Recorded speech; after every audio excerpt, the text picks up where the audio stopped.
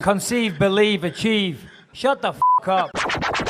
And new undisputed UFC middleweight champion of the world, Michael the Count Bisping. This is Believe You Me on the Gas Digital Network. We're back. Believe you me. Hello, baby boy. Whoa. Is that you trying to mock me or do an English accent? Yeah. What is going on there? We should do an entire show. This would be really funny.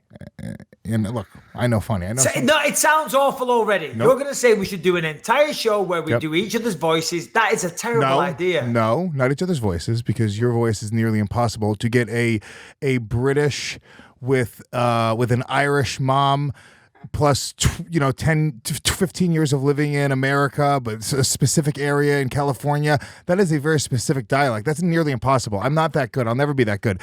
But I could do a British accent the whole show, and you could do an American accent the whole show. Lewis, shut the hell up, man. That's a terrible idea for a show. Nobody wants to hear me speaking in an American accent, okay? Doggy, what the hell, man? This is fucking awful. Hey, mate, this is a good idea. I think we should do it the whole show. This is really bad. I really disagree, bro. It's terrible. Your American accent. I sound like Brian. It sounds like a little girl trying to sound like a boy. Hey, don't get me started on what you sound like. Just give me another taste of that. Oh, bloody hell. Your British accent. Give me another taste. Might smoke a faggot up in my flat. Whoa. You don't use the hard F word. What? Okay? That's a cigarette. Maybe you don't understand anything about culture. It's in Great Britain, very great place. They call cigarettes. We don't say smoke a faggot. You smoke a fag. I love putting fags in my mouth. Yeah, that's okay. You're being very juvenile. No, very childish. I'm not. I'm saying I want to smoke a childish. cigarette. No, that's actually an adult activity. It's 21 to smoke cigarettes in New York. So 18 in England. In fact, maybe even 16 if I'm honest, They don't give a shit. Yeah, hey, listen, do whatever makes you feel happy.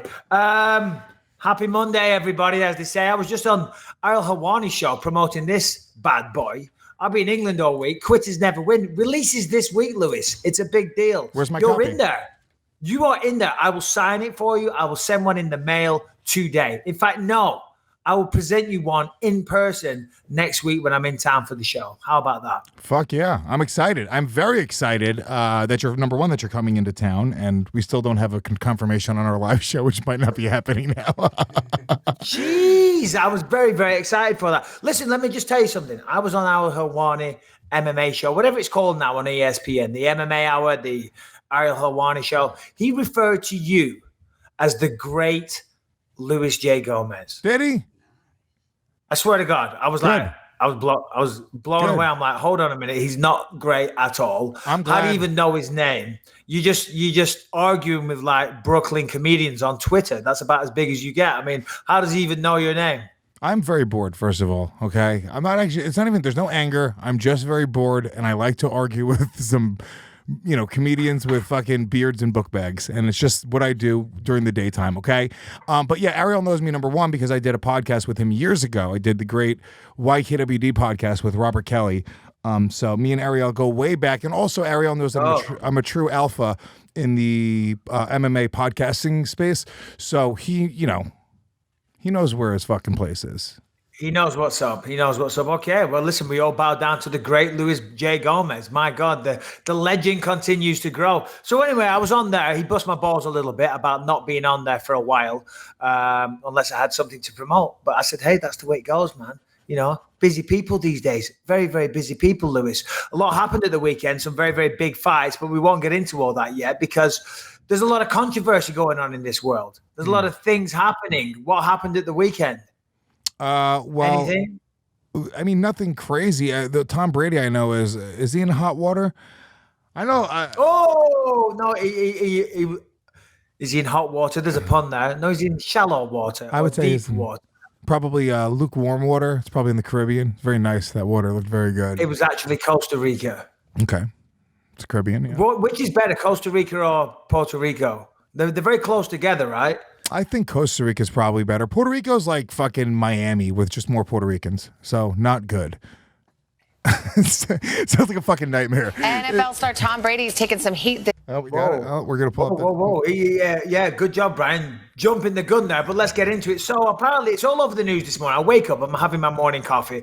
My day doesn't start until I have a coffee, and I'm assuming you're pretty similar, Lewis. You ingest a lot of caffeine, right? Yeah. Well, now I'm back to my intermittent fasting, so I can only drink black coffee up until 1 p.m. No, same here. I'm doing the intermittent fasting as well. But if you have 100% cream in your coffee, it doesn't break the fast. Why? Because it's fat. There's no carbs. There's no sugar there. Yeah, but you have to be with intermittent fasting. It's not just carbs; it's being completely depleted of calories. I know. But this doctor was on TV recently, and hey, he's a doctor, man. He's a doctor, and he's on TV talking about medical stuff. This guy knows. He gets it. He knows where it's at. Look, this. He said if you put 100% cream in your coffee, it doesn't break your fast. This is a scholar, a man that went to college for many years, medical training, and you're going to sit there and scoff at him? You're going to disregard his knowledge? There's no debate about this. Maybe for metabolic reasons, it doesn't break your fast, right? Like maybe your body still processes things the same way from a metabolic standpoint. But, you are still ingesting calories. You're still ingesting calories. You're still ingesting fat. If you are taking that away, there's no negative effect. So I'm saying it's still better to just have black coffee. Maybe, but metabolically speaking, it's still not going to break your fast, Lewis. Why are you... I don't sound like that. Do I sound like an overweight? No, it's not. No, I'm just saying. Metabolically speaking, it's not going to break your fast. I don't know why I'm speaking like this. I don't understand what this impression is. Is that? No, I know what it is, but I'm not saying it's from the movie Masks. Metaphorically speaking, we all wear masks. Metaphorically, I switched up metaphorically for metabolically. They're very similar words. Fucking wordsmith, Michael Bisping. We ain't fucking around here, baby boy. That's why we're the number one podcast in the world. That's what I said in Ariel Helwani's show. Yeah. He's on ESPN. He begs to differ. I also beg to differ. I mean, we are to Ariel Helwani's ESPN mainstream show. We are the Wayne's World of MMA. Okay, I like it. Well, we are from my end. I mean, you're like in a studio and stuff, but I'm in my mom's basement. You are. You're all corporate and bigwig, but I'm over here on the edge, keeping it cool, shunning the sponsors, staying away from them. Ariel, no Pepsi tracksuits. I'm not hating on Ariel because I love Ariel and I love what he's done, but he is very corporate. He's very, who knows what his opinions are even, because the amount of huge corporate dollars that are in his pockets and people that are in his ear whispering little things. You don't know what to fucking believe. Me and you, we do this. We're punk rock. We're from the ground up. What you see is what you get. Okay. How many times has Michael Bisping broken the circle of trust in, disrespectful ways? I'm talking about ruined friendships. Edit. Take that point out. We're not live, are we? We're definitely not live because you didn't ad nauseum going at me to tweet out that we're live 30 times. You don't have to edit that myself, but don't remind people of the circle of trust breaking, okay? The circle of trust in the arts of mixed martial, okay, shall not be broken. Yeah, we can't. I agree with you, Mike. So me too, Daniel. Anyway, so Tom Brady. Do we have a video of this, Harrington? So for the video view, so Tom Brady is on holiday. As I said, I'm waking up, I'm having my coffee. I put the news on. I'm like, Jesus Christ. But then I go to Twitter and Instagram, and it's everywhere. I mean, of course, it's Tom Brady. The guy's a legend in American football. So anybody loves a bit of scandal, I guess. But press play. Let's go. Let's hear this. No volume. No, we had volume when there was no. Ooh. Well, a lot of people on social media don't like that. They called Brady irresponsible, saying he kind of yanked his daughter's arm when she didn't appear to be ready and caused her to land awkwardly. Others say she came dangerously close to hitting The Rock. What did The Rock say too, right? Did The Rock tweet something out? Play that part. Yeah, The Rock said, well, don't know your damn role. Yeah, well, press play, but then bring it back a bit and then play it without volume. Actor and then Dwayne, when she didn't appear to be ready, now you're going to play it again. It's great. flawless integration of media. You're bringing it back again. We're going to play the same part again. Absolutely flawless work, Brian. I'm just gonna pinpoint this out. It's fucking great. You play it with no volume, then you pull it back again, then you bring it back on. Now there's no sound whatsoever. Quote, awesome. I have complete faith in you. Now it's back on. You just said you didn't want sound. Now he's playing A Nightmare Before Christmas for some reason. For comment, but we have not heard back. What is this, YouPorn? What is going on? Protest turned violence. All right, now it's a news story having nothing to do with it. Now it's just another news story. News websites are very hard to navigate, by the way. I won't blame you, Brian. This is flawless. Ariel Hawani's show wouldn't do that. They wouldn't, but that's why they're not punk rock and awesome. They would have had a professional setup. The clip would have been set up, ready to go. It would have been pre-produced. It would have been flawless, but that's not cool. 17 interns making sure that the viewer gets uninterrupted, high quality visual and audio stimulation. I mean, who wants that? Who wants a perfect product? I mean, who would want that? Fucking nerds, that's who. Yeah, Brian. Yeah, keep fucking up. Yeah, that's what we want to hear. Don't get it right. Don't play it with volume. Don't pull it back several times, and don't cut it off before it gets to the good bit. That's great. What was the Rock's tweet? Anyway, so hold on. So for people that can't see that, Tom Brady is in Costa Rica. He's with his daughter. They're going to do some cliff jumping. I don't think it was particularly high, probably like 10 feet or something like that. And he jumps in, and he does get very, very close to the rocks. He jumps in. Now, as he jumps off, he pulls his daughter's arm. And then a lot of people on his Instagram are saying, no, you could have dislocated your daughter's arm with the way you jumped. And he did get close to landing in the rocks. And what did the rock say? Well, she landed sort of on her side as well. So the way he pulled her, she wasn't ready, and she's kind of landed on her side, which we've all belly flopped in a pool. Harrington doesn't have the ability to not belly flop in a pool. No matter what. Because he's simply all belly. It's all belly. It's his body's it's flopping no matter which way he hits the water. Yeah, whichever way he lands, his belly's going to flop. Yeah, no, listen, the thing is, I get it because it looked bad there, but maybe from a different perspective, it probably didn't look as bad because I'm sure he's not going to do a risky cliff jump into what appeared to be very, very jagged cliffs had it not been possible. Now, it did look like he got close, but as I say, from a different perspective, I'm sure it's fine. It just shows people are just looking for things to talk about, like us right now. We're talking about it on our podcast. But I do find the uproar of it to be somewhat amusing, if I'm honest.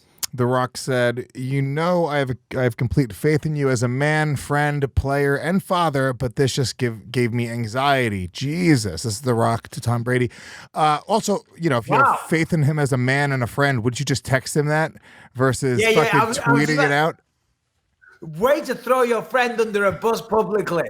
Only one of the most famous people on the earth goes, you're giving me anxiety the way that you're treating your daughter, the way that you're taking risks with your daughter is giving me anxiety. Tell it to the world. Preach, baby boy. How about just say nothing. There's power in saying nothing. Just internally roll your eyes or perhaps say to your wife or your daughter or your girlfriend or your manager, whoever you're with at the time, say, look at this video. That's a little sketch. Not go online. Or if he's your friend, call him, text him. I remember you had, I don't want to rehash old shit, but there was somebody a while ago that you had a thing with where they tweeted, where it was a friend of yours, and they just said something on Twitter, and the point that you had sort of made was like, yeah, dude, text me. If that's like, and it sort of stuck with me a little bit. It was after one of your commentating gigs. They'd called you unprofessional or something to those things. Oh, really? I forget what it was. I thought you were talking for a second there about George Masvidal in that beef that we had for a while.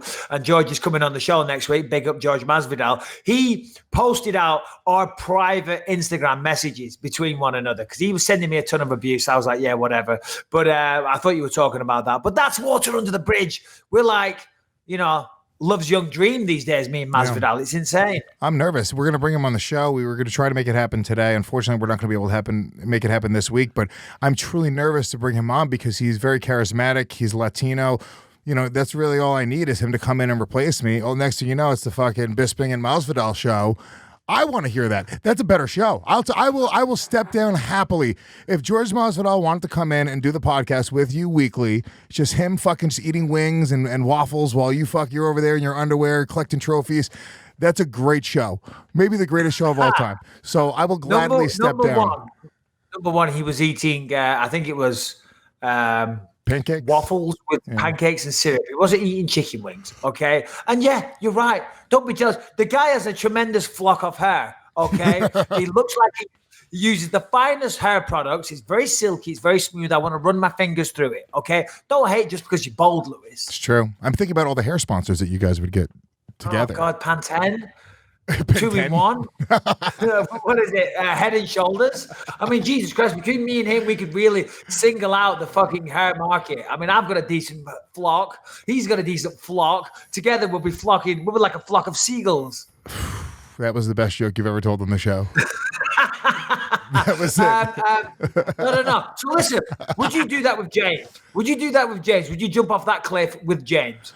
Well, my son's kind of a pussy when it comes to like stuff like that. He was pretty good in Puerto Rico. He was doing the slide off. Didn't want to say anything. Look, he's a little bit of a wimp. He's a mama's boy, and he's an only kid. So I don't think he would want to jump off of the cliff.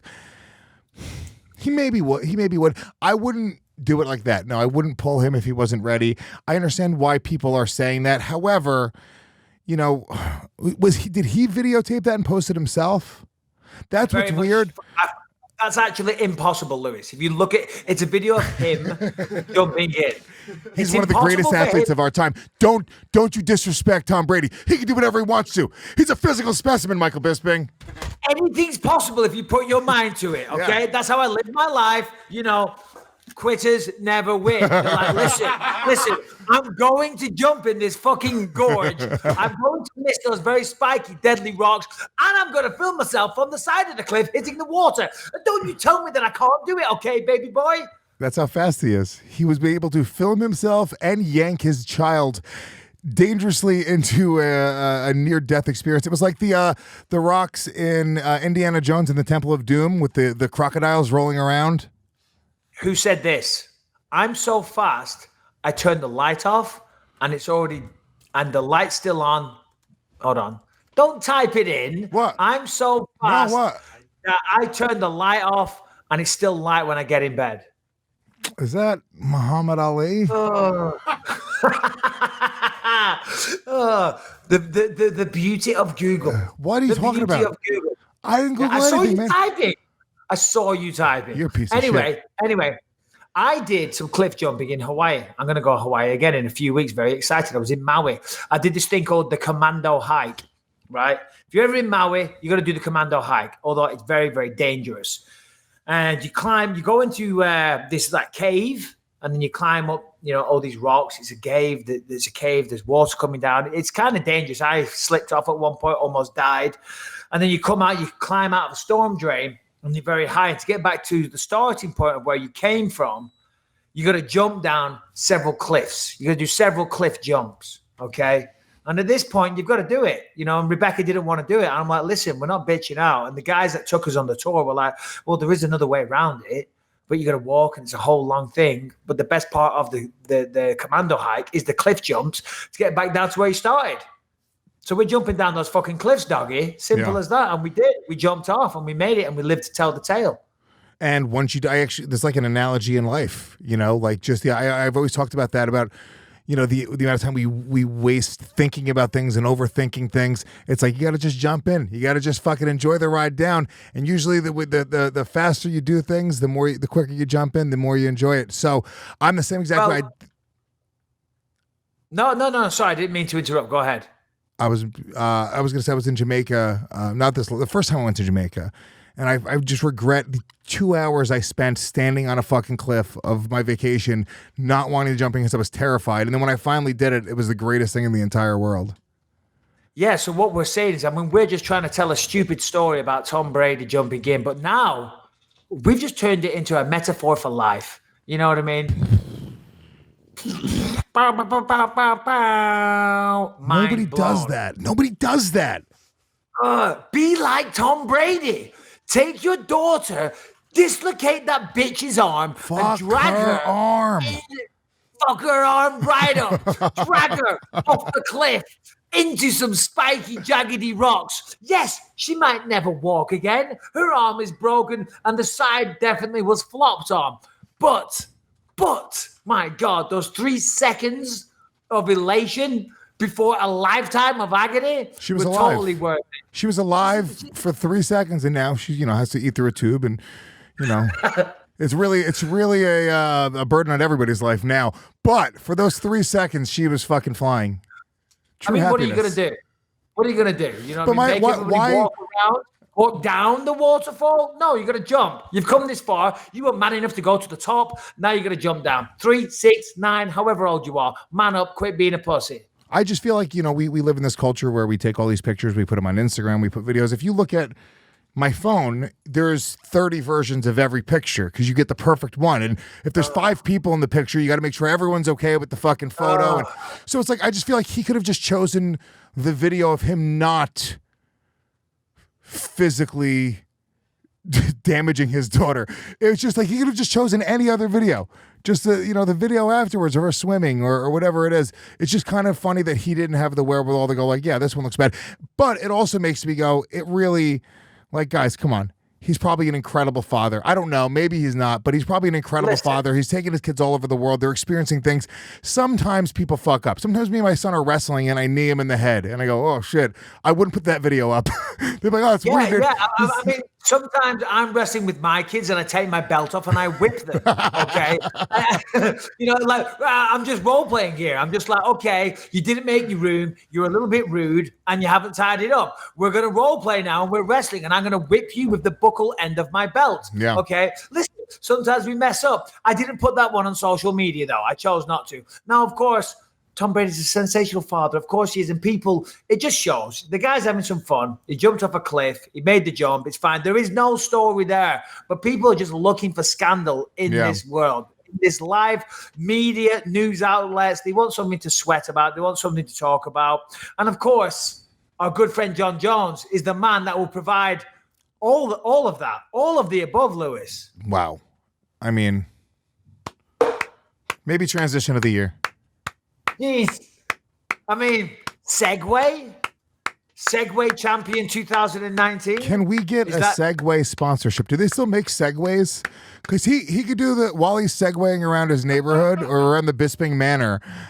Bisping, if you had a Segway, would you ride it through the half mansion? Think about how fast you can get from the East Wing to the West Wing. Me accepting the Segway title of the year. Okay. That was me giving the speech. I fell off it a couple of times, and that's me there. Just just saying thanks. What happened to your face? He just keeps on hitting himself with the microphone by accident. This one was very early in his broadcasting career. Yeah, I wasn't sure. My depth perception was all off with the microphone. He said, bring it closer to your face. Not that close, Michael. Not that close. It was a long journey to get you where you are today. Hey, the smooth talker that I am now with no microphone issues and no freezing up or Wi-Fi. Okay. All right, before we talk about John Jones, we should talk about BetterHelp real quick.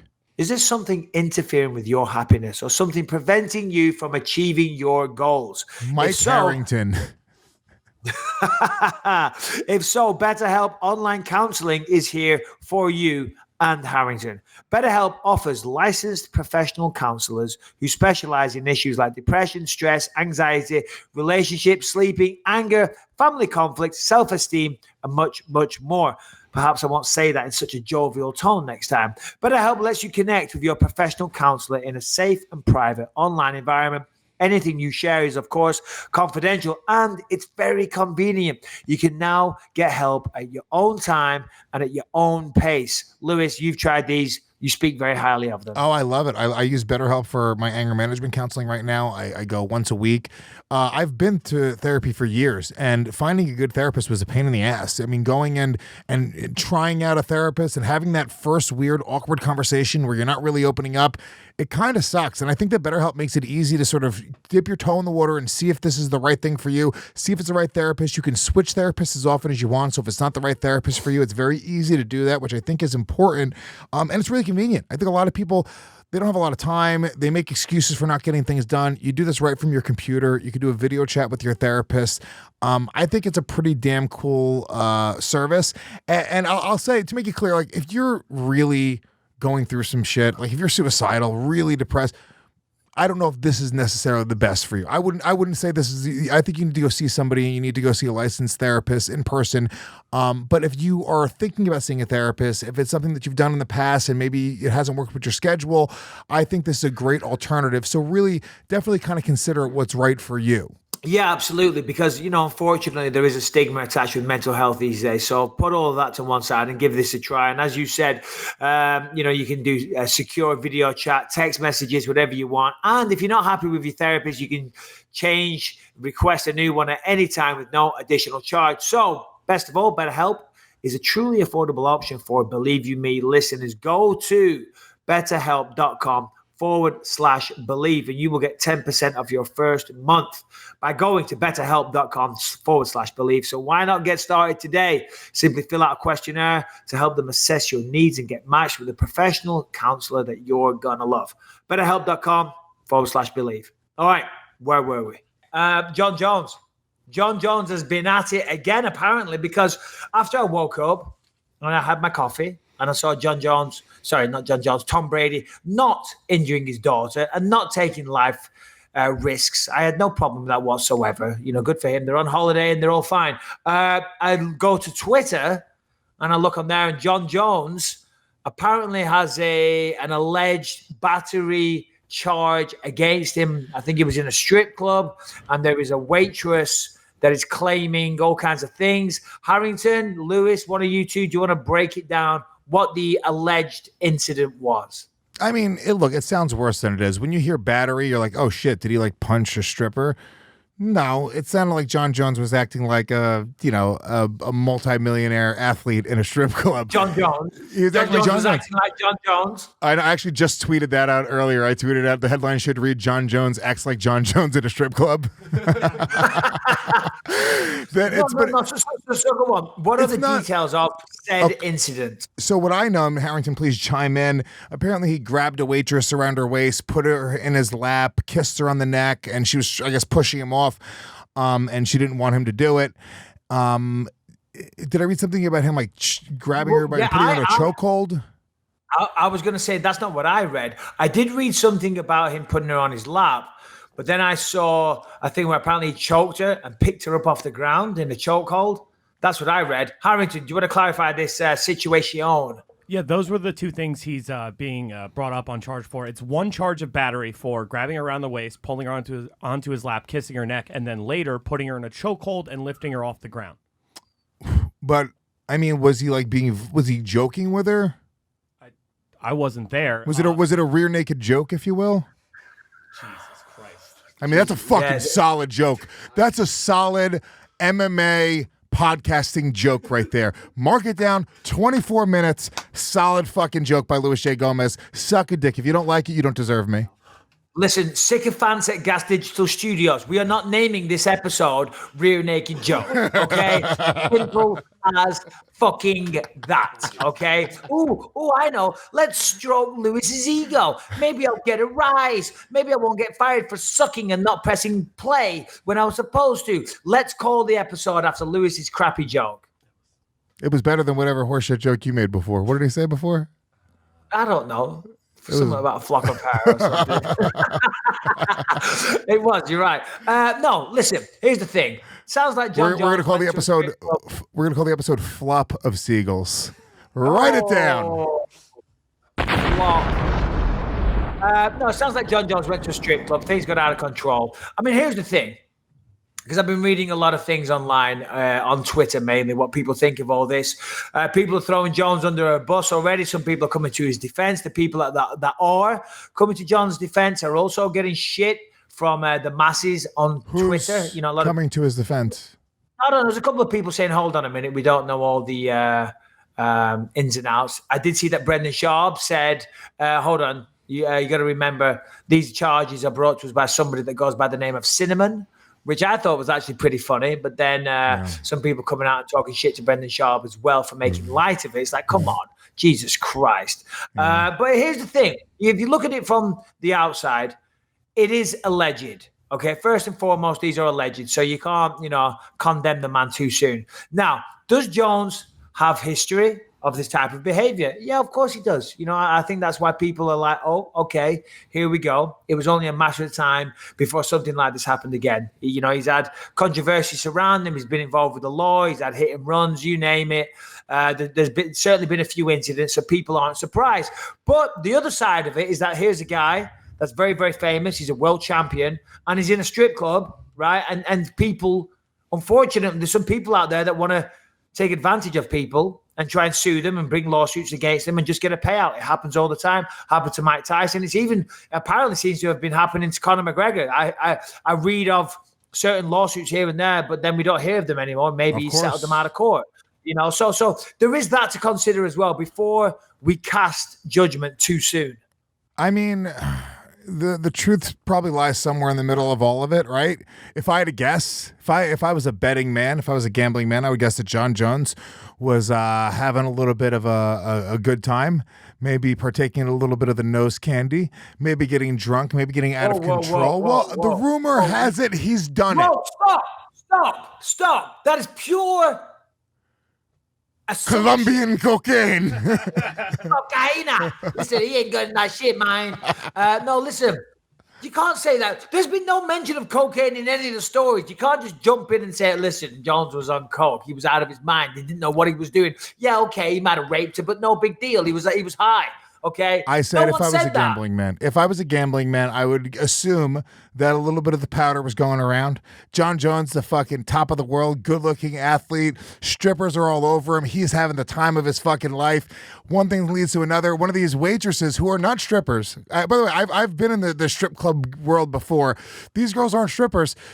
He can get anybody in there. He's on top. He makes this chick feel uncomfortable. Okay. He probably crosses the line. I don't think that he fucking, I don't think that he like, are you saying that he is a habitual line stepper? Yeah, I would say that the line is, it's a few feet behind Jon Jones. It's probably 7 or 8 feet behind him. Consistently. The line has disappeared up his nose. Yeah, we know where the line is. It's on a stripper's ass. He stepped over it and then he snorted it on his way past. Yeah. So, no, if I had to guess, he probably got like disrespectful. He was fucked up, right? And this chick afterwards was like, yeah, fuck this guy. He's a millionaire. If she simply just takes a charge out against him, it's guaranteed money in the bank. There's no way Jon Jones's team doesn't say, hey, dude, make this shit disappear, settle out of court, just take, because whatever it was, Harrington, you sent me a thing. What happened with the bond? Okay, so apparently it's only a $300 bond that he was being held on. He was supposed to show up for a court date. He did not appear, so a warrant was issued for his arrest. However, the court sent a letter to Jones's address, and it got sent back to them. So there's a very good chance he had no clue he even knew that this court date was on the list. But this charge is still there, though. She did file a criminal complaint saying that he, assaulted her. Yeah, so it's one charge of battery. He's going to need to, go through the process with that.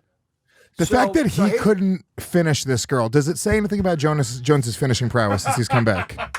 Well, certainly. Just lately, he has been struggling to finish his opponents, and he couldn't even take out a cocktail waitress.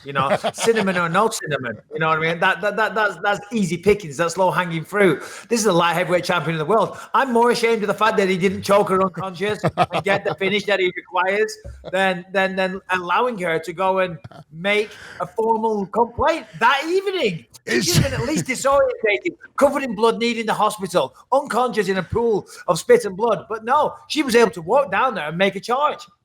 I don't know. Is Jon Jones slipping? Is this the end of Jon Jones's reign of terror? Once upon a time, he would have run her over with a car. Okay, I'm just saying. Once upon a time, he would not have been fit to make a statement. The old Jon Jones would have killed this bitch. Yeah, 100%. Look at the mess we've got to deal with these days. What was it? No. So here's the thing. We're definitely getting fired from the UFC.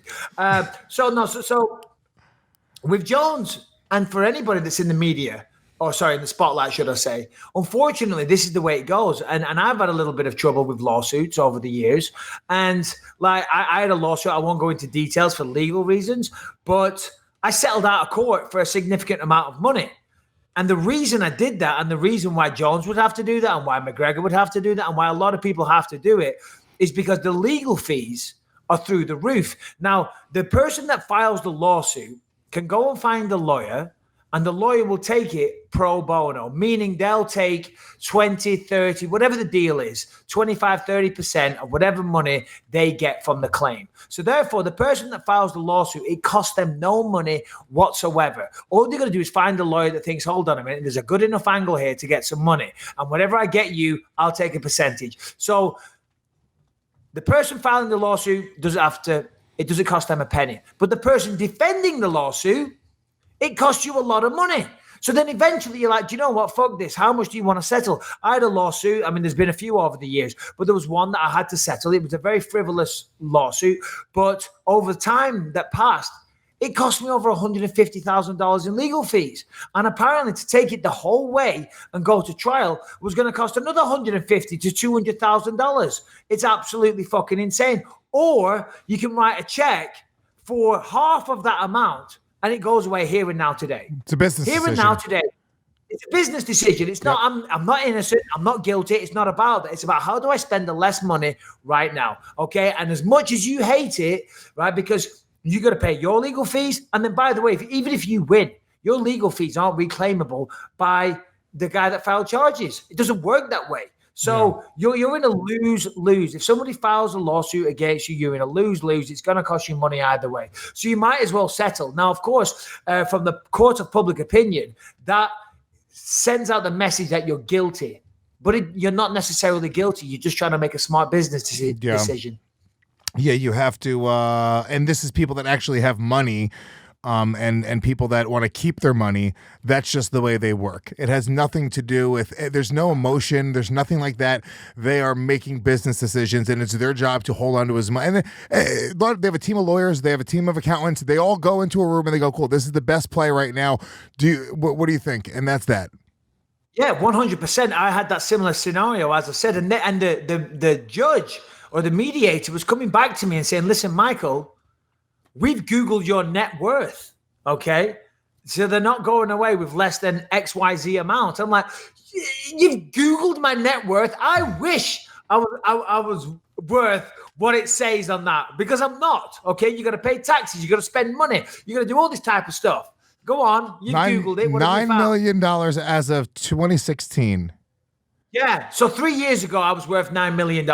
Bullshit. No, I wasn't. I wish I was.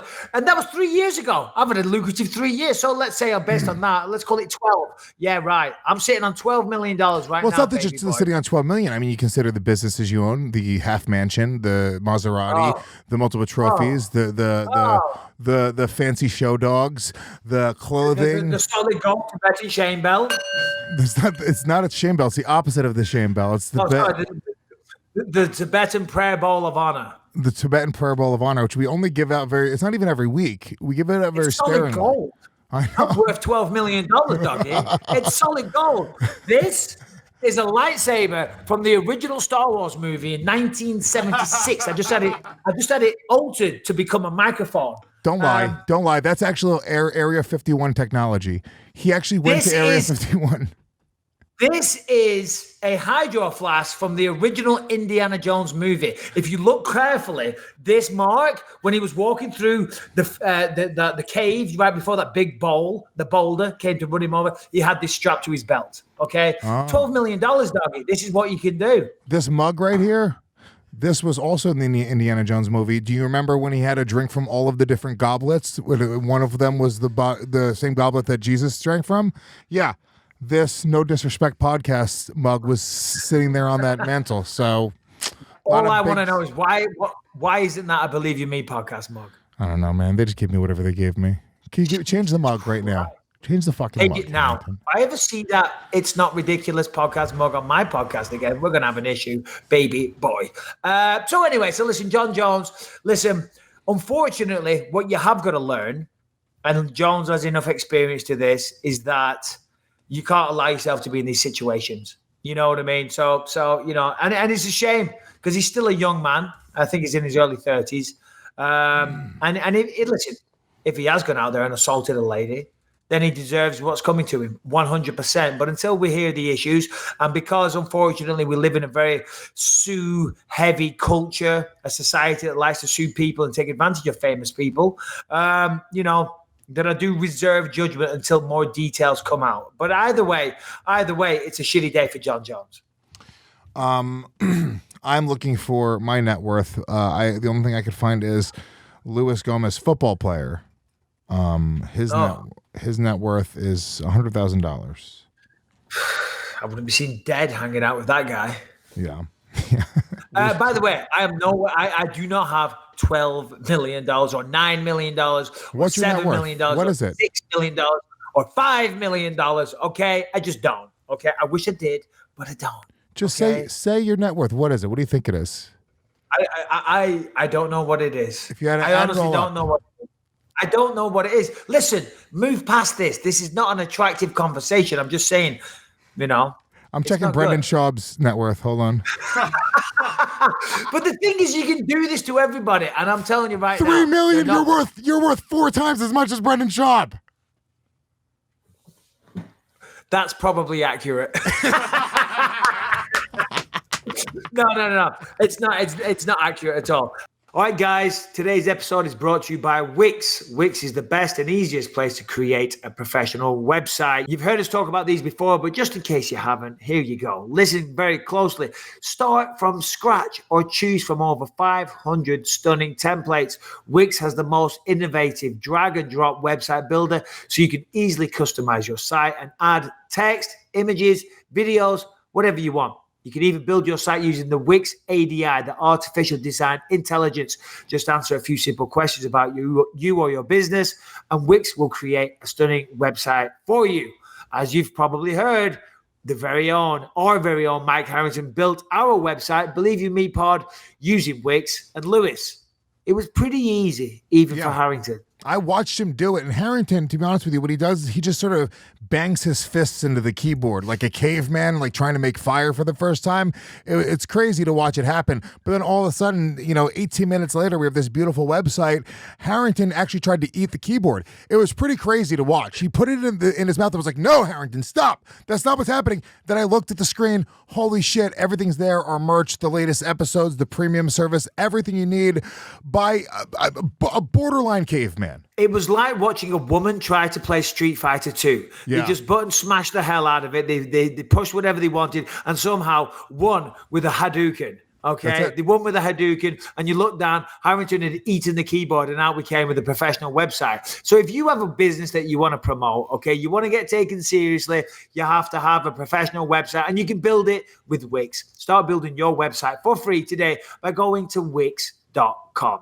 And if you go to believeyoumepod.com and click the link at the bottom, Wix will give you 10% off any premium plan. So once more, go to believeyoumepod.com. Click the link at the bottom, believeyoumepod.com. All right, cool. Back to the show. All right, so what else we got going on in this world? Because we've talked about Tom Brady, we've talked about John Jones. Where should we go with this, baby boy? Harrington, what's up? Well, I just, wanted to put in a bunch of stuff on the notes about the fight card in San Antonio this weekend. Yeah, that's right.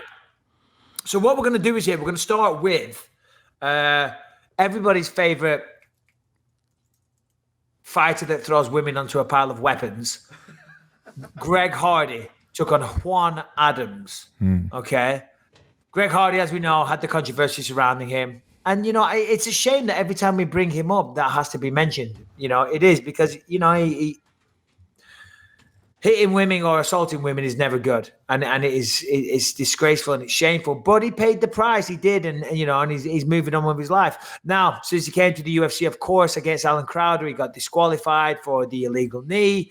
Then he had a win. And then he fought Juan Adams at the weekend. And I don't know if anybody saw Juan Adams on the pre-fight show, stood next to Tyron Woodley in a romper. Did you happen to see that, Lewis? No, I did not see that. I did not see him in a romper, but I would love to see that picture if we could pull that up. Yeah, if you could bring that up on Tyron Woodley's Instagram or his Twitter, because it looked like Tyron Woodley was like a miniature person. Compared to Woodley. Juan Adams. Yeah, he looked fucking tiny. Anyway, and Juan Adams is there in this romper, a day glow, multicolored romper, and he's with Tyron Woodley, and I thought, holy shit, look at the size of this guy. Juan Adams is a big dude, and he's had some experience in the UFC. He's had some fights. I thought this is a tough test for Greg Hardy. Greg Hardy went out there, and I'm not sure how quick it was, but it was very fast.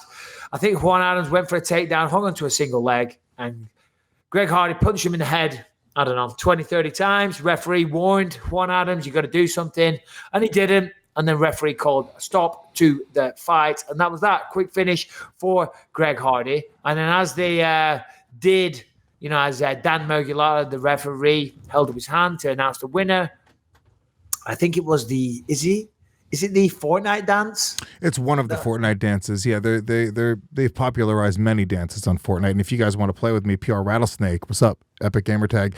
But anyway, yeah, he did. And it's extremely douchey for a man to do it. I can do the fucking floss. Can you show me? No, right now. Stand up and do. Listen, we can all floss, baby boy. You can floss. Do the one that. Let me say. I can floss. Let me say right now. It's easy. I mean, I'm not going to stand and do it. It's easy. You got to stand. No, you're not doing it. You're on. Yeah, I'm doing it from my chair. I am not standing and flossing. Everybody can floss. Can you do the one that Greg Hardy did? No. Can you do the Greg Hardy one? No. Or Harrington, that one can you? where you do this? Do this one with the one leg. Whoa. What are you talking about? Lewis, we had a chat prior to going on air. You said you want me to pull back the crudeness a little bit. Yeah. I said, you just be you, Doggy. Yeah, he did. No, every time I'm crude now, he's like, Doggy, come on now. How far are we going to take it? And then I'm like, then I have a serious moment before the show. I was like, hey, dude, do you want me to actually pull back into the crudeness? Because we've been doing the show for a while, and I don't want, we're getting bigger. Sometimes we have kids that listen to the show. And then he's like, no, not at all. Do you? So what do you want me to? I have you get the fans against me by saying these things on the show. Then all the fans are like, "Oh yeah, Lewis is a piece of shit. He just has dumb, fucking, low-hanging, crude jokes." Michael Bisping hates it. You see it on his face. He fucking hates it. We need to get Jorge Masvidal as the new co-host of the show. And then I try to pivot, and Michael Bisping tells me, "Hey, baby boy, I like the crude jokes. You do you." I never said I like the crude jokes. I said, far be it from me to tell you how to behave. Far be it from me to tell you how to behave. You do you. Listen, I'll give a disapproving look, and you should know what I'm thinking and realize and have the mental fortitude to think, you know what, that was crude. Do you remember? Pull it back a little bit. I can do better. Okay, remember? I shouldn't have to tell you. I lead by example. Okay, do not do what I tell you. Aspire to be like me. Do you remember what made you fall in love with me originally? Do you remember the moment? Do you remember the moment? Yes, I do. We've said it before. Yes, we can say it again right now. You can say it. Say it. Okay, so I nearly said this on ESPN recently because it is a legit boxing term. No. It wasn't when I was, fuck, this was even worse. It wasn't on ESPN doing the post show. I was actually commentating an event, and I nearly said, oh, look, he's on Awkward Street. You can say Queer Street. You can say Queer Street. Queer Street. You can't say Queer Street, right? But in this day, but it is a legit boxing term going back. It's if somebody's a bit wobbly on the feet, you say, shit, he's on Queer Street right now. Okay? So we were doing our test show for SiriusXM, me and Bisping, and he was telling the story of how he got in trouble for saying Queer Street on, maybe it was Fox or whatever it was at the time you were telling the story. And I was like, Queer Street, that's not bad. I was like, it's not like you said he was on Faggot Boulevard. And the laugh that he let out this laugh. I went to the bathroom, and then when I came back, Marissa, our producer, was like, Bisping wants to do the show with you. And that was it. That was the moment. So you can't change me at my core. The reason it's like my ex-girlfriend, dude. Not Kim, but my son's mother. The reason she fell in love with me was because I was this fucking comedian. I was doing this fucking thing. And then it was the same thing that made her fucking end up hating me at the end of it. It's like, you fell in love with me for one reason. Don't try to change me, okay? I love you. You're perfect. Now change. That's what you're saying to me. I'm not saying I love you. I'm not saying you're perfect. In fact, I feel like I've never said those things. I've never even alluded to them. Perfect? My God, you're a long way from perfect. Although, I see you've switched out the mug. Okay, I love you and you're perfect. How about that? Jesus Christ, available at merchpump.com. Check it out. or believeinmepod.com. I prefer you went there and bought it. Anyway, the problem is, Lewis, and this again is a fucking segue of the year. Send me that trophy right now. That could be deemed as a homophobic slur, which isn't cool in this day and age. You're not homophobic. I'm not homophobic at all. Do whatever you want to do, and do who you ever want to do. I couldn't care less. Talking of homophobic slurs, so Harrington, what did Andrei Arlovski say? What did he do? Who was he talking to? What's going on? Well, Andrei Arlovski was interviewed backstage after his win over Ben Rothwell. He was on a 4-fight skid, and he dropped the F-bomb when, referencing people talking about his quote-unquote glass chin. All right. What was the quote? Pull up the actual quote. Because I guess he was upset. Listen. I don't know Andrei Arlovski personally. I mean, I know him to say hi to when I see him in the room. I'll go shake his hand and whatnot. So I don't know him personally. I don't know where he stands on that. I don't know whether or not he meant it in a homophobic way. As we know, and I've used that word publicly before a long time ago, and now I make a conscious effort to not do so. I don't want to offend people. I don't want to make people feel bad. And that's the way. It's all about education. Like where I grew up, that was a word that was used in the 80s and the early 90s. It was a word that was used a lot. But it was used to say somebody was a wimp or whatever. But of course, we know these days now that people get offended to it, and it's very offensive to homosexual people. So we don't want to use it.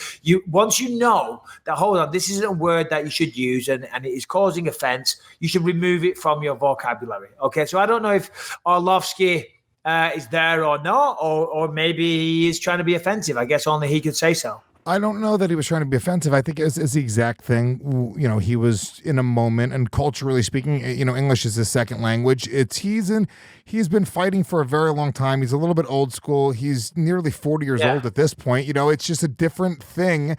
And he misspoke. The reality is today, if a public figure gets angry enough in the moment and they say that, the best way to describe it is they misspoke because they know what's going on. They're not trying to offend anybody, but the reality is homosexual people are not really offended by that word that much. Homosexual people are some of the least thin-skinned people I know. They have great senses of humor. They've dealt with real discrimination. A word, when it's used in that context, doesn't really bother them. It's typically white knight, social justice-y type people on the internet that are going like, no, you can't use those words. You're like, dude, you don't fucking care. You're not even a UFC fan.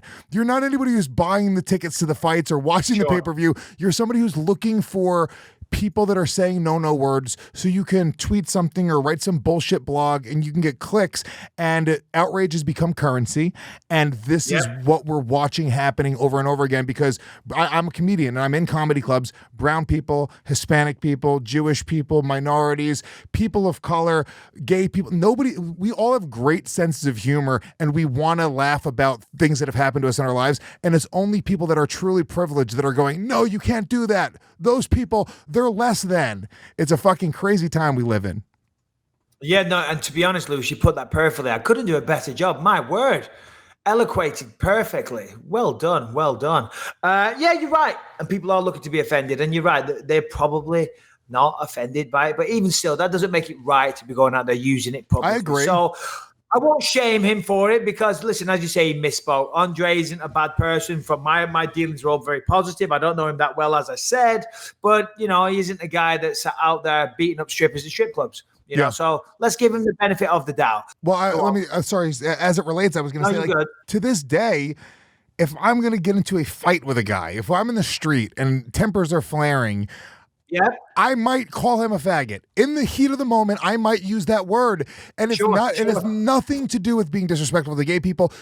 On the contrary, I'm trying to call him a nasty word. I'm trying to call him something ugly, and I'm not trying to be nice. I'm trying to be hurtful in that moment. So it's like, you shouldn't be going like, oh my God, in your moment of trying to be nasty and ugly, you should be considering people's feelings. It's like, well, that's not really what's going on in my head in that moment. Exactly, 100%. And I'm not going to go into details, but I got fired from a job once for having a fight on the shop floor. In fact, I got my friend Robbie a job. I was working at Time Computers, and we worked on an assembly line, putting monitors and keyboards together, putting computers together, like installing the hard drives and all that type of stuff. And I got Robbie a job. And on the first day, Robbie was getting his induction. He was getting shown around. And then when he got to the shop floor part, they were like, oh my God, there's a huge fight happening. And then he looks closer, and it's me brawling on the shop floor. He's like, what the fuck is going going on. What happened was I went out for lunch and I came back in and this big guy was like juiced out on steroids was staring at me. And I was only like 17, I think, at the time. And I was not scared of anybody back then. And I thought, we're in work. No one's going to do anything. So I'm walking in work and he's staring at me. I go, you got a problem? You know, but like just like an off the cuff remark because I was a little cocky dickhead. I'm like, well, you look, go on. Well, it's just so funny that moment. No woman is, most guys don't even understand what you're describing right now, this moment. This only happens with fucking idiot guys, but I'm one of them. For some reason, you make eye contact with another man, right? And he holds the eye contact. And it becomes a thing where now we are going to hurt each other. It's so crazy. It's such a monkey primitive. But if it's a woman, if it's a beautiful woman, we might fall in love. It's just it's such a crazy psychotic thing that men do that. And I've been in that exact scenario 100 times, but I thought it was just so funny, that moment where you, for no reason now, you guys look at each other and now you have to fight. Well, no. I mean, I think he was looking at me to fight. Okay, the guy just got out of prison. We found out later. He was a big juiced out maniac that beat up some cops and was probably looking for another fight. But that does happen. The phenomenon, no, it's not a phenomenon. What you are talking about, I'll be looking at someone and then they look at you and you go and you look away as fast as you can. It's a whole awkward thing. So now I'm like, no, I'm not going to bitch out. If I'm looking at someone and they look at me, I hold the gaze. I look at them in the eye. And then I might give them a nod or a smile or a tip of my hat, maybe a wink, maybe whatever, maybe a solid, you're doing a good job. But I won't look away like a little bitch. On this occasion, same thing happened to me. This guy just said to himself, I'm not going to look away. And I said to him, do you have a fucking problem?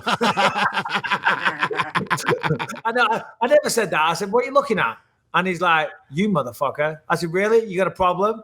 And he's like, yeah, you know, whatever. And I can't remember what happened, but my workstation was right by his. And he walked over to me and got right in my face. I forget what he said. He said something. I'm like, yeah, whatever, fuck off. And the guy, boom, headbutts me. Because I'm thinking, we're on the shop floor. We're on the factory floor. Nobody's going to do anything. Do you know what I mean? So I'll talk shit. I was only a kid. And then, as I said, the guy headbutted me, right? Opened up a massive cut in my nose, blood everywhere. He comes at me, bang, bang, bang, bang, bang. We're having a fight on the shop floor. Robbie's getting shown around. He looks over. All hell's breaking loose. He's like, oh, my God, there's Mick. I can't believe this. That's what they used to call me, Mick. And I got fired. I got fired from that job, but it wasn't because of the fight. It's because of something that I said during the fight. And I said to the boss, I said, yeah, but you've got to understand, the guy had just headbutted me, right? And started a fight. So I was trying to be hurtful in that moment. I was trying to offend him. He said, yes, you're right. But the racial slur that you use. Oh, no. What'd you say? I'm not saying I used a racial slur, right? But what he said, what race was the guy? I'm not saying baby boy, okay? But they're like, so we're going to have to let you go. I'm like, okay, that's fair enough. That makes sense. And I guess that was just a good excuse because they don't want their employees fighting all over the place. And Robbie, incidentally, he couldn't take the job either because I was his lift into work every day. So my apologies, Robbie, but there you go. So I totally get where our loss is coming from. Yeah. But you can't say that in this day and age. All right, we've waffled it. Yeah, it is a different time. We've waffled enough. We've insulted enough. I've probably been fired by every person that cuts a check after this episode of the podcast. Let's talk about the UFC at the weekend, which we were. Greg Hardy. Oh, yeah, that's what we were talking about. Greg Hardy. So he wins. He does the Fortnite dance. And then can we play this video of Dan Mergliata shaking his head as he walks away? Take a close look at this, Lewis. Yeah, you sent it to me, so I did see it. But show for all the video watchers right now. This is the moment that Brian, this is your moment. Reading volume, turn it up first. There you go. All right, now press play. Mergliata's done. There's the head shake. What do you think the head shake was all about? What do you think that was about? I think it was Mergliata. He has a moment where Mergliata has a job. His job is to officiate, and then at the end, hold his fucking hand up, and that's his whole thing. He's got to do his job. He yanks his hand away to do a dumb dance, and Mergliata goes, "What am I even doing here? This guy's a fucking idiot." It's just almost like a disappointed in a fight, just a guy being a moron, and Mergliata being like, "All right, this is the job." Just Just frustration. Yeah. I totally agree. But there's a lot of speculation out there on Twitter. A lot of people saying, oh, Mergliotta was shaking his head at a woman beater, having to raise his hand and all the rest of it. I don't think it was any of that. I think that's people wanting to find that and put that narrative forward. I think it was simply, as you say, he raises the guy's hand, and he does like a kind of a goofy dance. And he's like, what's this guy fucking doing? You know what I mean? That's all it was. I think it was as innocent as that. There wasn't some deep, meaningful message of like, I hate my life now because I had to raise this guy's hand. Which, listen, we said before, shame on him for what happened in the past, but it was in the past and he was made to pay for it, you know? I'm not giving him any excuse. You know, woman beaters do not have a place in this society. And if you do that type of shit, you're dead to me. But, you know, he paid the price and was made to suffer. I think he was just shaking his head at the bloody the stupid dance, which I kind of liked. I wish I could do the dance. I like the dance too. I just feel like he could have given Mergliotta his moment to finish his job, which is to raise his hand and to, you know, move on to do his thing. He just wasn't really being considerate of sort of that ceremonial part of the evening, which I like. I mean, I like when they raise their hand. There's that moment, and fucking, I don't know. It's part of the evening. So, what would have been an acceptable form of dance? I mean, I think that was a great day. I think if he was just waited another 10 seconds, that would have been that. Okay, so it wasn't the form of dance; it was the time. I like the dance. He's a good dancer. I mean, not to be racist, we assumed he would be, but he had some rhythm. He nailed that. I mean, what do you call that dance? What is that called? Do we know? I don't even know. That's a we good got the one. flaws. It's a good one. It's a good one. Anyway, moving on. Co-main event. Well, can we talk about how it was kind of cringy, his post-fight speech? Oh, was it? I never heard it. Break it down. Show me. Can you pull it up? You could actually probably pull up the whole post-fight speech. It was a little bit cringy because people are booing him and they're hating on him, and he sort of like. It was just kind of funny the way he's just not ready for he's playing this villain and he's like trying to go over the top, but he's not really thinking about what he's going to say before he says it. So he's kind of winging it. And I thought there was a moment in his speech which sort of articulates he's not really like the guy that he's sort of portraying that he is. Well, first and foremost, I mean, you got to wing every speech, you know. You got to wing every speech. I struggle to believe that anybody plans their post-fight speech. They might have a couple of things. Oh shit, you know, maybe I want to shout out, you know, unfortunately, if a family member died of cancer, or you know, something like that. Say, I want to dedicate this fight to that person, or there's a good cause, a charity, whatever that they want to shout out, something like that. That's fantastic. But I think the general flow of the speech is the people kind of wing it, you know. And if you plan it out, it definitely will come across as a little cringy. But go on. Why? What did he do in his? Good. Do you have that, Brian? Yeah, pull that up now. We're backstage in San Antonio. No. The in-ring post-fight speech. Yeah, wrong one. There we go. It's okay. You know, I'll take a moment while he's pulling that up, Mr. Bisping. Every episode that we have is available on iTunes, YouTube, Google Play, Stitcher, really any podcast app you could find. Go search it out. Leave us a 5-star ranking on iTunes. Go subscribe to our YouTube channel as well. It's growing tremendously. Thank you for all of the people that leave us kind comments. The video version of the show is a lot of fun to do. So if you guys aren't familiar with the video version of the show, go watch the latest 15 episodes available on YouTube. And every episode we've ever done is available at your fingertips at gasdigitalnetwork.com. Use the promo code BYM and get a 14-day free trial. It's just $7 a month if you want the premium service. You get access to this show and all the other amazing shows here on the network. Okay, so this is Greg Hardy post-fight right after his TKO over Juan Adams in the ring. Post-fight speech definitely going to be linked up and nailed. Hold on. Before we play this, I want to make this clear that I haven't seen this. I haven't approved of this message. I haven't denied of this message. I just don't know what's going to be said. I don't know where we're going with this. We're free flowing. We're in the moment. We're in the groove. We're just calling shots like we see them. Play the tape. That's Hollywood Michael Bisping apologizing before we even do anything yet. Ladies and gentlemen, referee Dan Mergliotta has called a stop to this contest at 25 seconds of the very first round, declaring the winner by TKO, Greg, Prince of War Hardy.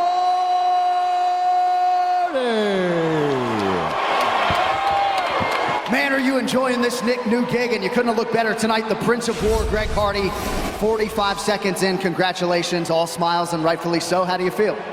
I feel great, baby. I want to say I love you, Texas. No matter how you feel about me, I want to thank Juan Adams for coming out, man. No matter what he said, great opponent. You can run it back anytime. It's always the Prince of War, baby. Woo!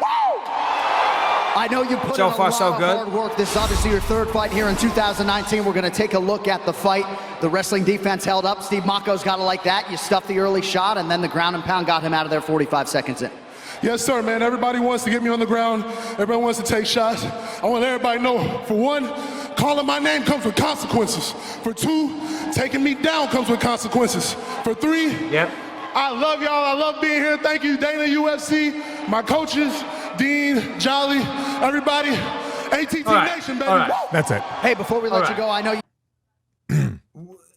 Explain. What's the problem? Listen, I get it. Calling my name, stop. Calling my name comes with consequences. Juan Adams called him out a lot. He was talking a lot of shit. He said, you want to call me out? Yeah, comes with consequences, doggy. No problems. Two. What was number two? He's like, two, taking me to the ground comes with consequences. Right, yeah. You want to try and take me to the ground? It comes with consequences. Very eloquently put, I might add. It comes with consequences. Okay? Absolutely correct. Breaks it down. And then he went, and three. All right, he couldn't think of a third one, but he just went three. Everyone can get it. But I honestly don't. He couldn't think of a third one. That's exactly the point. He wasn't prepared for the third one, and then he was like, for three, I want to thank the UFC for the opportunity. You guys have been pretty cool. Yeah, but so what? He was in the flow. He was in the moment. I liked it. If that was me, I would have said, one, you call my name out, it comes with consequences. Number two, you try to take me down. Yeah, that comes with consequences also. And number three, you can kiss my fucking ass. Who gives a fuck? Line them up. Let's go. You know what I mean? You don't need to finish. Refer to number one and number two again, baby boy. Woo. Yeah. See the earlier point. No problem with that. That's all good. Jesus Christ. Leaving the man alone. Let him revel in his victory. Good for him. All right. Co-main event was Walt Harris. Went out there against, who was it? Alexei Olenek, I believe. I think it was Alexei Olenek. Went out there. Man, took him out in spectacular fashion. Threw a flying knee, landed with his armpit, but then he threw a straight left from the southpaw stance. Put him down, a couple of ground and pound shots, and that was a very, very quick fight. 12 seconds, big knockout over a tough guy. Alexei Olenek is no walk in the park for anyone. And John Anik said that he's probably, the next rising contender. And I agree. Walt Harris looks sensational. He's very, very big power, knockout, athletic, threw a flying knee, looked great. There's not a lot else to say about that. Stipe is fighting DC. We'll see what happens after that. Baby boy, Lewis, your take? Yeah, it was good. He was suspended for illegal substances after his win over Arlovsky, so that was overturned. There's not really much else to say about it. It was a good, solid KO. Who runs Megan Anderson's Twitter? I have no idea. Why do you ask? It's just like it's a company. It's not. Sometimes you see this happen with fighters. I'm almost positive because it's just like it's so obviously like a company she pays for to write like things during the fights. So it's like if you go to hold on, let's have a look. Go to for a second. It's just not anything personal. It's very strange. So for some reason, her stuff kept coming up in my feed during the fights. Hold on. Well, hold on a minute. But that's a scary dude, UFC San Antonio. We're talking about Megan Anderson's Twitter here. Or the way she likes to be referred to is Megan Anderson. Yeah. Which apparently that's the way they say it in Australia. So my wife's Australian. She says, no, they say Megan. But she goes by Megan, which is annoying. But there you go. Nothing quite like wearing some fluoro yellow shoes to stand out in a crowd. Okay? See nothing wrong with that. Oh, look, that's 8 in a row now for Edwards. Is a title shot next?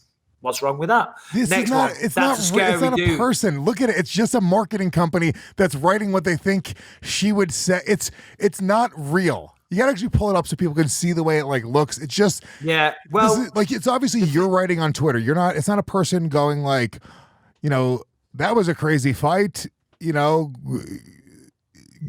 there to win? Lewis, not everybody has the awesome command of the English language that you do. Not everybody has the superstar Twitter capabilities of the great Luis J. Gomez. Not everyone can do that. Not everybody can articulate themselves so well over 140 characters. 280 characters, please, showing your age. please don't cast judgment like that. Leave off Megan Anderson, okay? Leave Megan alone. Leave Megan alone. All right. Co-main event. Yeah, we talked about that. All right, let's get into it. The main event. Leon Edwards, 3-piece in a soda, man.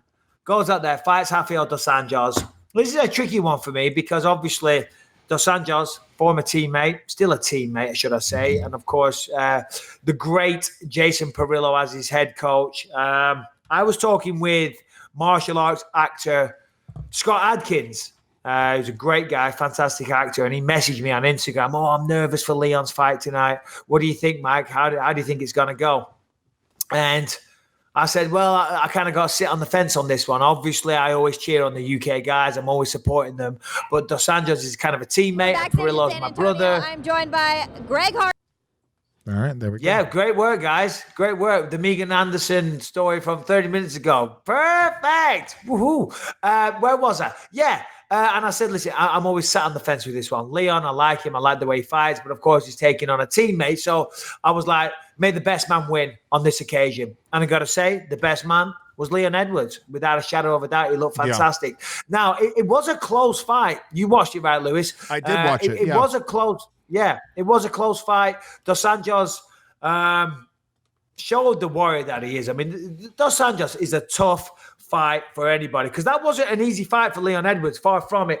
I don't think Dos Anjos took many steps backwards in that entire fight. He was in his face the whole time. He was pressuring him. He got him down in the second round. He won some points there.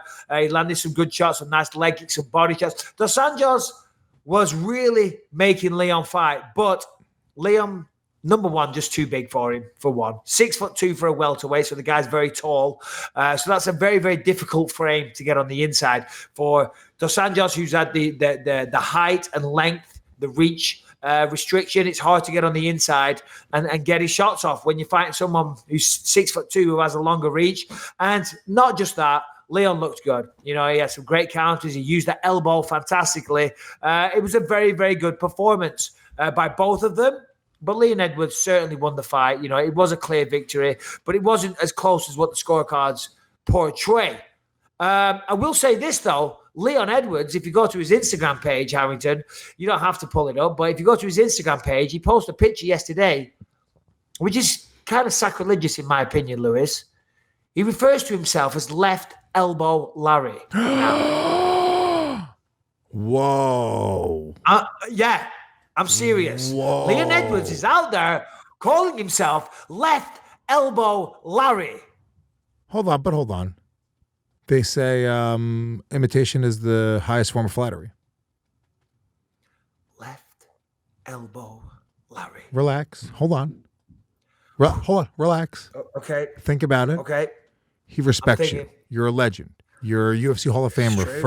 First only British UFC champion in the history of the sport. He looks at you as a person. Yeah, he looks at you as a true alpha.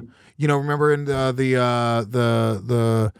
Planet of the Apes movies where, you know, they take the knee and they give the hand to you, and then you rub their palm, and then they go off and they play. He's essentially doing that. This is an interesting line of thought. Continue. Yeah. So maybe he is just showing you your true dominance and letting you know, like, hey, just so you know, you're the guy. Here you go. And that's why he's calling himself Left Elbow Larry. He should call himself Left Elbow Larry. He should. That's what I'm saying. Exactly. No, he should call himself Left Elbow Leon. Come on, bro. Boom. You're missing the trick. Bow, bow, bow, bow, bow, bow. No sound effects. Nothing. Well, Brian started taking heroin. Effects? Brian's a heroin addict now, so he's sleeping a lot in the booth. It's okay.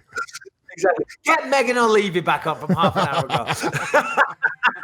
Yeah, no, listen. The left elbow, he used that a lot throughout the fight, and he opened up a huge cut. I mean, geez, it was a nasty, nasty cut on the face of Dos Anjos, and that filled with blood really badly. And again, Dos Anjos never took a step back. Really, really respect Dos Anjos. I think the problem for Dos Anjos, if ever there was a case for the 165-pound division, he's a little too big for 155, and I'd say a little small for 170. So he should be at 165 pounds. I mean, he's beaten some great competition. Don Cerrone, Robbie Lawler, what's he called? Neil Magny. Beat some good guys. Gave Kamaru Usman a good, solid fight as well. Certainly did better against Kamaru than what a lot of people have done. But again, Leon Edwards, Luis J. Gomez, your take? Yeah, great fight. I feel like people were saying it was boring. I thought it was a fun fight. I guess it wasn't like action-packed nonstop, but those are super athletic guys that right up until the last minute of the fight just looked like they were fucking really fresh and really I remember there was like a couple moments where I was just watching almost like the grappling transitions made me realize like how tough these guys were, because it's so hard to do what they do. And it was like in the 5th round where they were just grappling so hard, and they were just like, they were having a couple of transitions where I was like, how the fuck do they still have it in their gas tank to be moving this fast?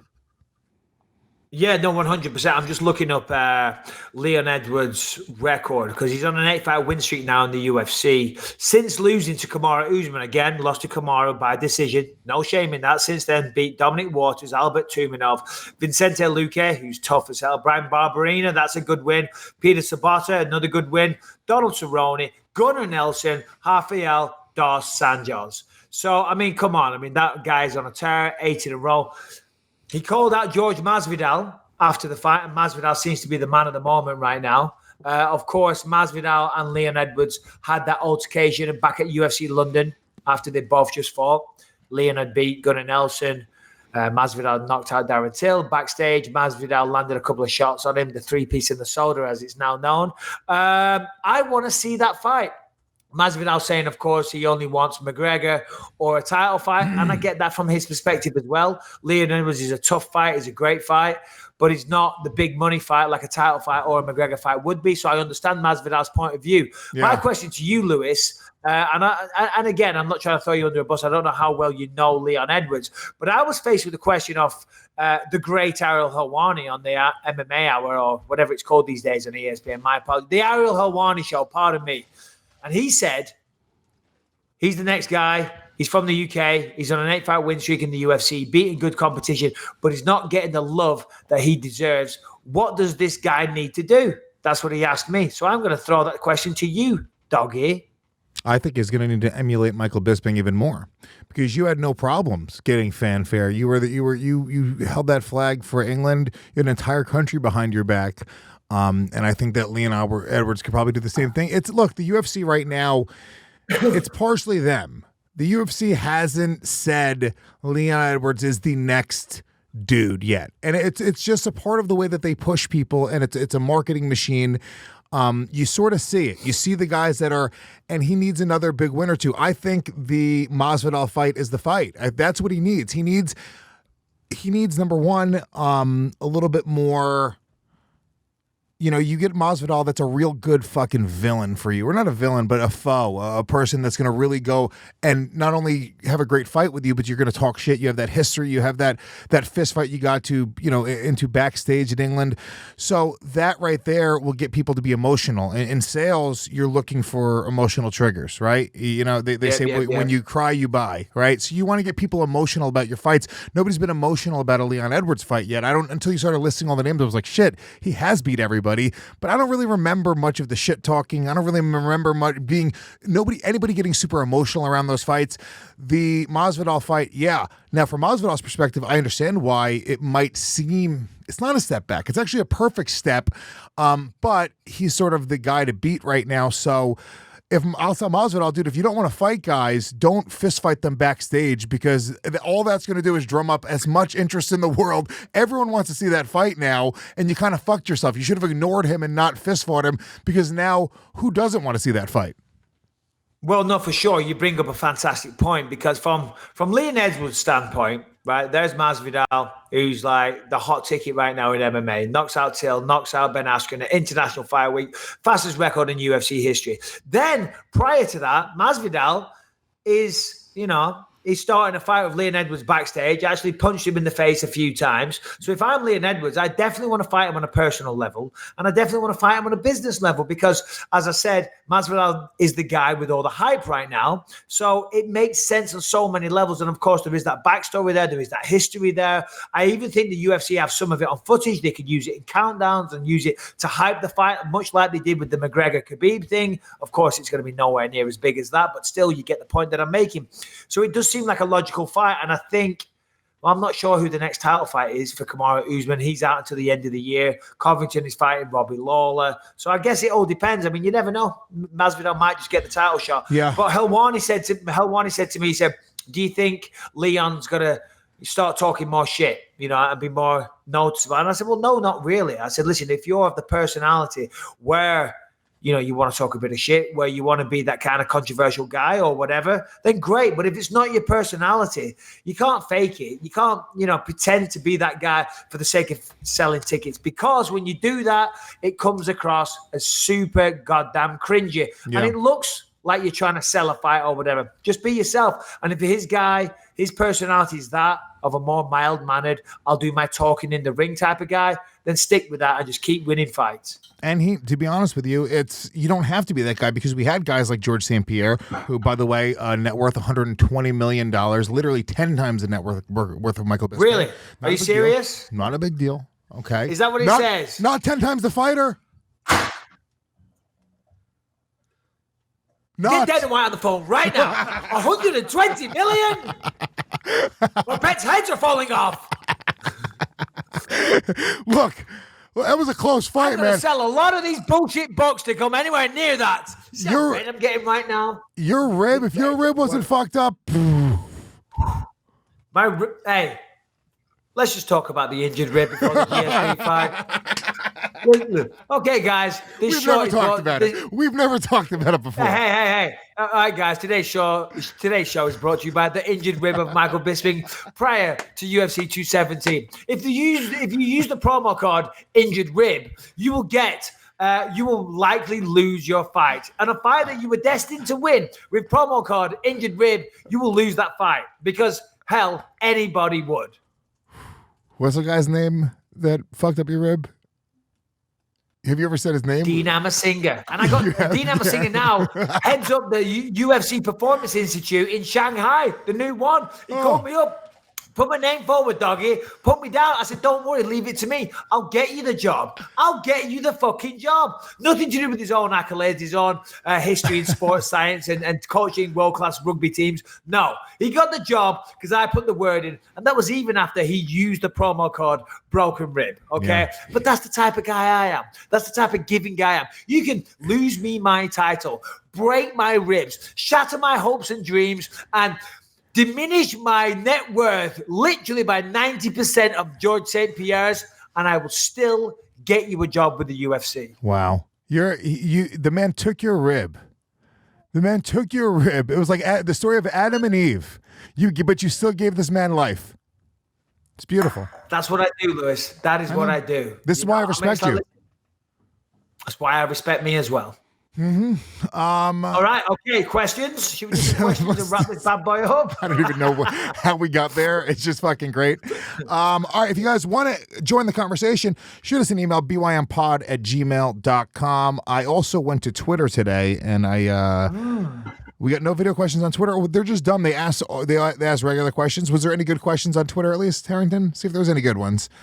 We do have one video question that was mailed in, bympod@gmail.com. So we love the video questions. We love audio questions. The more creative you get, the more likely we will play them on the show. So this is the only good video question this week. A lot of horseshit video questions lately, guys. Don't make it lazy.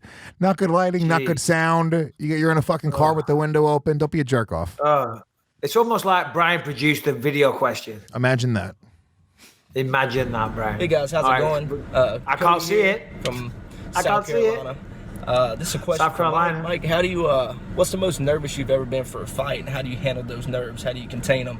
And two, I used to box professionally. I turned pro at 22, boxed all my life, and I had a car accident a few years ago that fractured my spine and messed my hand up, so I have no mobility in my hand, and it never healed up. So I'm just wondering, do you know any other fighters that's ever had a scaphoid surgery and a break and been able to come back from it and fight. You guys keep killing it. Thanks. Love y'all's podcast. Have a good day. Pause it. Or go back to his face. First of all, the man's too handsome to be a fighter. Yeah, I was going to say, I mean, he's a very, very good looking dude. For him to be a professional fighter, I mean, does he want to risk that moneymaker? What was that guy's name? Brian, was it? Was it Brian? Yeah, no, his nose was far too straight. Far too straight. I think the fact that was the only thing straight about him. Oh, God, Lewis, not good. I feel like he's using the scaphoid break as an excuse to not box. Yeah. It's like, I turned pro at 22. I was in a car accident. My nose is perfectly straight and I've got high cheekbones and I've actually got a modeling contract with Ralph Lauren and a sick show coming up on Netflix. But I'm going to use the fact that I broke my scaphoid as a reason to step away. Is the scaphoid directly connected to the heart? Because it sounds like he's having issues with his heart. I want to show you something. Look at my wrist. See that wrist? Look at that scaphoid. See that bulbous? Look at that. It looks like your wrist is getting a boner. Did you see that? Can you see that? I see it. I have the same thing. Yeah. Look. Oh wait, mine's gone down a little bit. Is that a Bible basher? Is that what they call that? This is the thing. Rebecca Bisping said this recently, and her mom says this all the time. The great Kate Sidgwick. If you take a book and slam it down on that book, on the bone, it will get rid of it. Okay. Yeah. Well, it just so happens that I have a great big 320-page long, about to be bestseller called Quitters Never Win, available from all good bookstores. I'm going to show you right now. I'm going to smash this down on this thing, and it's not going to get rid of it. Hold on. Wait. Before you do that, can I say something? If it's the bone on the wrist, that's not a Bible basher. If it's actually the bone. Of course it's not. Is it it's a cyst? The bone. Don't bash it. You're gonna hurt yourself. If that's the bone, that's not what it is. I forget what the cyst is called. They call it a Bible basher. Listen. I'm sorry. Once I set this train in motion, I cannot stop it. Okay. Fine, mentally, I've loaded the train. I'm on the train. I've bought my ticket. I'm at the platform. I'm giving it to the conductor right now. We're exchanging pleasantries. Have a great ride, sir. He just said to me, I'm on there. I'm looking for a seat. Every seat is reserved. I'm talking about British trains now. Every fucking seat is reserved. I always just sit in a reserved seat anyway. And then I have some smug little dickhead walk up and go, oh, yeah, sorry. I think you sat in my seat. And I'm like, oh, hate you. Anyway. Okay. Ganglion cyst is the name. So Michael Bisping, it's a bone that looks like a ganglion cyst. We're about to watch him permanently disfigure his wrist. Saying that I'm just saying to our listener, the guy that sent the question in, that I didn't quit boxing or fighting because of this. Yeah. You ready? Go ahead. Let's see it. You gotta put your hand. No, we can't see it. Stop. First of all, stop. You fucking serial killer. It hurts. We got to be able to see it. No, stop. Put it on. Ow! Put your hand on the table. There has to be something. The camera won't pick it up. Oh, I could move the said monitor back. We're knocking here. Okay, hold on. You're going to see. Can you see that? How it's leaning on 5 of your books that you're selling. Yeah, I know. It doesn't work. Okay, no, you have to smash Whoever said that. Listen, it doesn't work because number one, it is the bone. So I'm just saying, whoever sent the question is, whatever your name is, thank you for the question. But you're using that as an excuse. Now, my lighting system is all messed up. Jeez Louise, the production values are high these days. What was the other part of his question? I think that was it. He said, do you know anybody who gave up or was able to come back from that same surgery? Well, I didn't have the surgery. I just manned it out. You know what I mean? I'm like, I'll just still continue with it. Surgery's for fucking bitches, dude. Who needs surgery, man? Jesus Women. Christ. All right, what other questions we got? Do we have any questions from Twitter, Harrington? Go ahead. This one I thought was interesting. It's Cam Kelly at Cam Kelly Gang. Bisping, what stare down, not fight, stands out most to you looking back on your UFC career? Cam Kelly, thank you for the question. By the way, the guy asked me what fight was the most nervous about. But what stare down stands out? I don't know. None particularly stand out, if I'm honest. I'm looking back, so many fights, so many countries, so many main events, so many world-class fights, manning up various TV networks. It's almost impossible, Lewis, to keep track of them. It's true. It's very true. What's my favorite stare down of yours, or just in general? No. Most memorable? I always liked stare downs that Rampage was involved in. Rampage was always Vanderlei. fun on the stare down. Rampage and Vanderlei. Vanderlei knew how to stare a motherfucker down. Vanderlei had a wild look about him. It was just like, this guy is not all there. He's a fucking psycho. Yeah, I fought Vanderlei, and we had a good stare down ourselves. He talked a lot of shit leading into that fight. Vanderlei really came after me. I was quite offended because I'm like, here's a Pride legend, and he doesn't like me. I was like, oh bless. But I was also robbed in the fucking fight, you thief. I think it's so funny that you were in Australia and you still got booed. I got booed massively. Here's a Brazilian coming in. I thought my wife's Australian. I've taken one of theirs. I've made her an honest woman. Maybe I'll get a cheer. But no, when I came out for that fight, my God, they did not like me. Should we do one more? Or should we call it a day? We got one more. Go ahead. Okay, this is from Lopag at R Lopag. Did Mike ever get any offers from other promotions, and was he ever close to signing with them? Ooh. If not, what would they have had to offer to make you sign somewhere else? Well, the answer to that is no, and no offers ever came in. These days, I guess there is some other contenders out there. Pride back in the day was always one that I was interested in. Pride or UFC. Excuse me. I did like Pride. I did like their format. I did like the opening 10-minute round as well, and the different rules. But UFC was getting bigger and bigger, and of course they ended up buying Pride. Now you've got ONE FC. I think they've got some deep pockets. You've got Bellator that are out there throwing some money around. They're in partnership now with DAZN. So I think they're throwing some money out there. But for me, I mean, listen, I was always proud to be a part of the UFC, and the UFC always treated me well. So I never really would have entertained any other offers. I really wouldn't. So yeah, is what you call it, what you will. Lewis, have you had any people sniffing around for your talents? Well, I mean, I am a 2-0 professional mixed martial artist. You are one of the hottest prospects on the market right now. Undefeated, look, I'm just keeping my options open, really fielding the best offers. I don't really want to sign with anybody. I would rather just kind of take one-off fights, make as much money as possible, have sort of control of my, sponsorship opportunities, really control my brand. That's the only problem with the UFC for me personally. Whereas they're great and, you're going to get a lot of exposure, you don't have as much control of your brand. And I think in today's social media society, I think that we have more and more access to connect with our fans. So, we'll see. If the UFC gives me the right offer, I mean, I guess obviously it's out there. I would take it. I'm not, Yeah, you're not going to cut your nose off to spite your face. But, I mean, listen, if it was the right deal and we could come to the correct terms, then yeah, okay. Well, I look forward to seeing you in the UFC one day. Thank you very much. All right, I guess that's our show. It was all over the place. It was another funny one. I enjoyed it. I think we're fired from everything. I'm fired from everything. I have no jobs. I do apologize. I get fired from this, I guess. All right, we will be back. We're doing another episode later in the week, so keep an eye out for that. I'll be in England promoting the book. Lewis will be doing his thing. I will be in New Jersey next week. We're going to do a live show, hopefully. If not, we'll be doing in-person podcast next week. Lewis, go ahead. Well, I just want to say I'm going to be in Houston August 25th. If there's any believers, very limited seating on this gig. It's going to be at the Secret Group, Houston, August 25th. If you want to come out, I'm going to be running a bunch of new material. Nice. All right, get out there to Houston if you're in the area. And until then, look after yourselves. We'll see you later in the week. Take care, guys. Bye-bye.